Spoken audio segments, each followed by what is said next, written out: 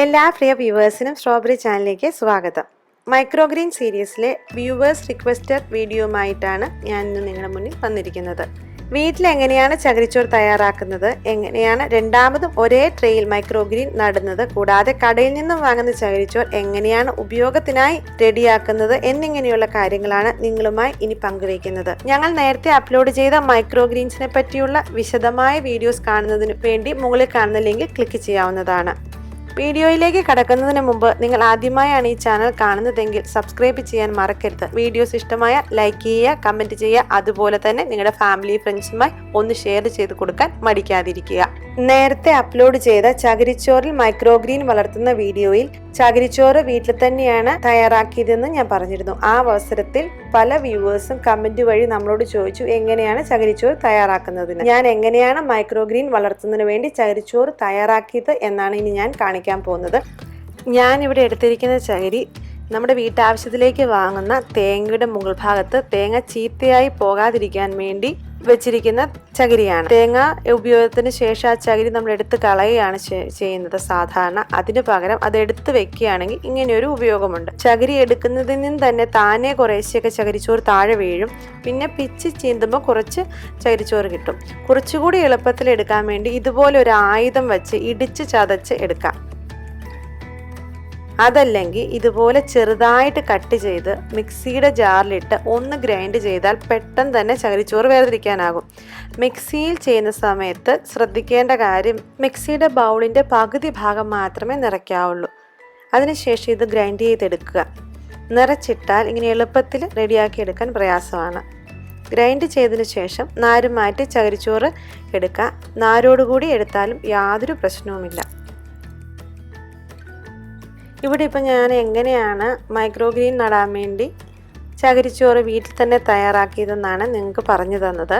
അപ്പം ഇങ്ങനെ ചെയ്ത് കഴിയുമ്പോഴത്തേനും നമുക്ക് നമ്മുടെ ആവശ്യത്തിലേക്ക് ചെറിയ ട്രേകളിൽ മൈക്രോഗ്രീൻ നട്ടു വളർത്താനുള്ള ചകിരിച്ചോറ് തയ്യാറാക്കിയെടുക്കാനായിട്ട് സാധിക്കും.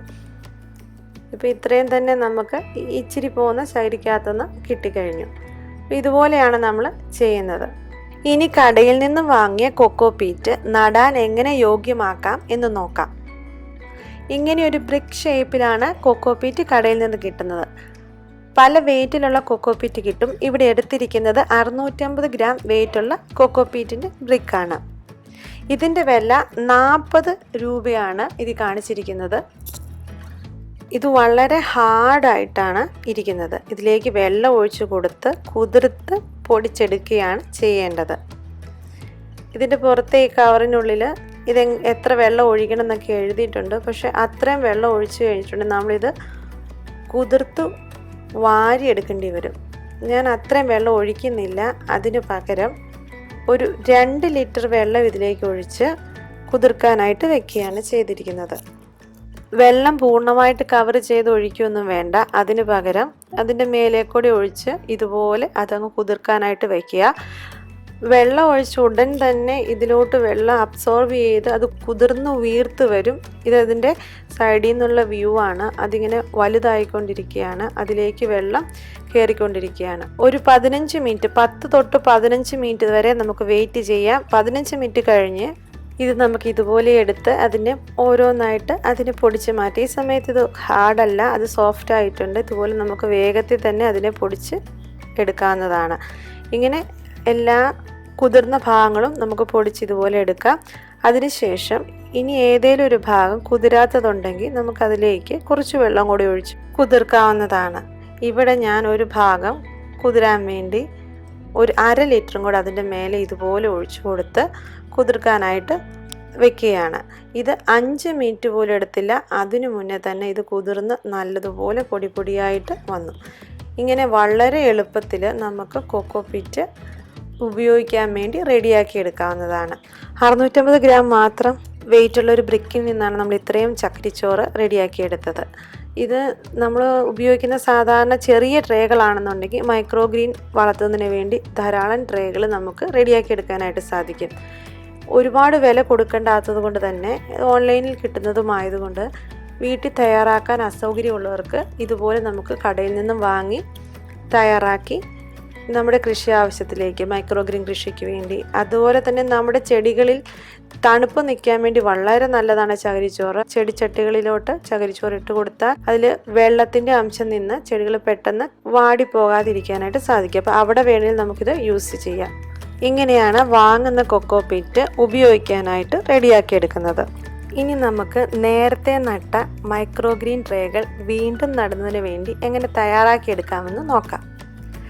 ഞാനിവിടെ എടുത്തിരിക്കുന്ന ചെറിയ ട്രേകളായതുകൊണ്ട് തന്നെ നമുക്ക് ആ ട്രേയിൽ മണ്ണിളക്കാനൊക്കെ വളരെ ബുദ്ധിമുട്ടാണ്. അതുകൊണ്ട് വലിയൊരു ട്രേയിലേക്ക് ആ ട്രേയിലെ മണ്ണുകൾ ഇട്ടിട്ട് നന്നായിട്ട് ഒന്നും കൂടെ അതിനെ നന്നായിട്ടൊന്ന് ഒരുക്കി അതിലേക്ക് ആവശ്യമെങ്കിൽ മണ്ണോ ചകിരിച്ചോറോ ചേർത്ത് കൊടുത്തിട്ട് വീണ്ടും ട്രേകളിലേക്ക് ആദ്യത്തേതുപോലെ തന്നെ നിറച്ച് വിത്ത് പാകിയെടുക്കുകയാണ് ചെയ്യുന്നത്.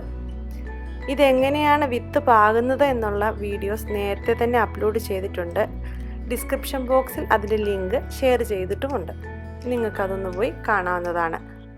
ഇപ്പോൾ ഇവിടെ ചകിരിച്ചോറെല്ലാം ആവശ്യത്തിന് ചേർത്ത് രണ്ടാമതും മിക്സ് റെഡിയാക്കി കഴിഞ്ഞു. ഇനി നമുക്ക് ഇതിൽ നിന്നും എടുത്തു വെച്ചിരിക്കുന്ന നടാൻ ഉദ്ദേശിച്ചിരിക്കുന്ന ട്രേയിലേക്ക് നമുക്ക് ഇട്ട് കൊടുക്കാം. ഫുള്ള് നിറയ്ക്കണില്ല, അതിൻ്റെ പകുതി ഭാഗം മാത്രം നിറയ്ക്കുന്നു.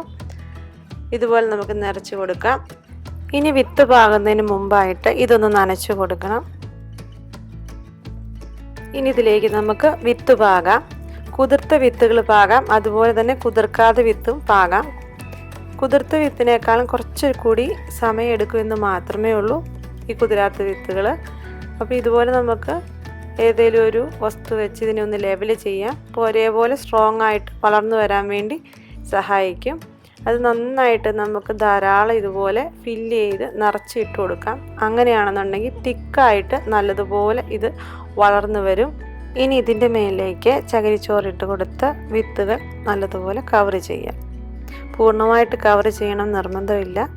ഇത് ബേബി പ്ലാന്റ് ആയിട്ട് വരുമ്പോഴേ നമ്മൾ പറിച്ചെടുക്കുന്നത് കൊണ്ട് അത് നമ്മൾ ജസ്റ്റ് ഒരു ലെയർ പോലെ ചെറിയൊരു ലെയർ പോലെ ചകിരിച്ചോറിട്ട് കൊടുക്കുക, അത് മതി. അതുപോലെ തന്നെ ഇത് നമ്മൾ ഒന്ന് കട്ട് ചെയ്ത് കഴിഞ്ഞ് കഴിഞ്ഞാൽ വീണ്ടും ചില അവസരത്തിൽ മുളയ്ക്കാത്ത വിത്തുകൾ വിളിച്ചാൽ കുറച്ച് ചെറുതൊക്കെ വലുതായി വരുമെന്നല്ലാതെ വീണ്ടും പഴയതുപോലെ ശക്തമായിട്ട് ഒരു കാരണവശാലും നമുക്ക് ഇത് തന്നെ ഉപയോഗിക്കാനായിട്ട് പറ്റത്തില്ല. നമ്മൾ വീണ്ടും വിത്ത് നടേണ്ടതായിട്ട് വരും. കുറച്ച് വെള്ളം കൂടി ഒഴിച്ച് നമുക്കിതിനെ ഒന്ന് നനച്ചെടുക്കാം. അതിനുശേഷം രാവിലത്തെയും വൈകുന്നേരത്തെയും വെയിൽ കിട്ടുന്ന പോലെ വെച്ചാൽ വളരെ നല്ലത്. ഷെയ്ഡിലായാലും ഇത് യാതൊരു കുഴപ്പമില്ലാതെ വളരും. പോഷക സമ്പൂർണമായ മൈക്രോ ഗ്രീൻ ഭക്ഷണക്രമത്തിൽ ഉൾപ്പെടുത്തിയെന്നറിഞ്ഞതിൽ വളരെ സന്തോഷം. നിങ്ങളുടെ ഫീഡ്ബാക്ക് ഞങ്ങൾക്ക് എന്നും പ്രോത്സാഹനമാണ്. വളർച്ചയെ സപ്പോർട്ട് ചെയ്യുന്ന എല്ലാ പ്രിയ വ്യൂവേഴ്സിനും നന്ദി പറയുന്നു. ഈ വീഡിയോ നിങ്ങൾക്ക് പ്രയോജനപ്പെട്ടെന്ന് വിശ്വസിക്കുന്നു. Thanks for watching. മറ്റൊരു വീഡിയോയുമായി ഉടൻ കാണാം.